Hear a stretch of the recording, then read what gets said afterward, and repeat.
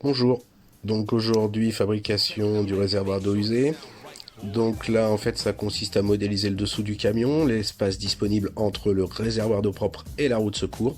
On vient modéliser l'espace pour avoir un 45 litres juste, la moitié du réservoir d'eau propre qui fait lui 90 litres. Donc on fabrique un petit moule en mélaminé épaisseur 8, hein, c'est ce qu'il y a de moins cher. Là c'est juste collé, hein, il n'y a même pas de vis. Et on a fait les rayons à la plastiline. Là on a fait le dessous qui est déjà gel coaté et stratifié. Ce sera le dessous du réservoir. On voit la partie évacuation. Et puis on a gel coaté aussi le moule du réservoir. On a fait noir hein, comme d'habitude. Puis stratification. Un petit top coat pour éviter l'attaque des produits. Là on top coat en laissant une zone pour le collage. Détourage, démoulage de la partie du dessus. On vient coller l'ensemble à la colle polyester. On vient démouler l'ensemble, détourer, stratifier une bande de renfort, puis passer un petit coup de top coat sur la bande de renfort. Et une fois démasqué, ça donne ça. Là c'est prêt, on a préparé les trous pour les trappes de visite. On vient masquer pour pas mettre du silicone partout. On silicone. On met des gants parce que sinon on va s'en foutre partout.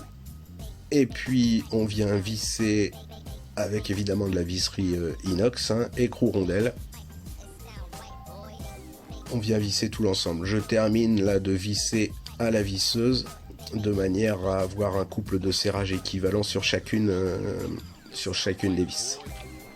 C'est plus facile.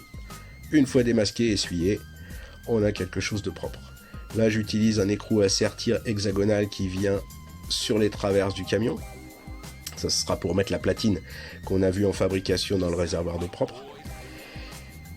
On a fait un trou, on a passé 2 couches d'anti-rouille sur le chantoul, puis là on va venir poser un petit joint en PVC.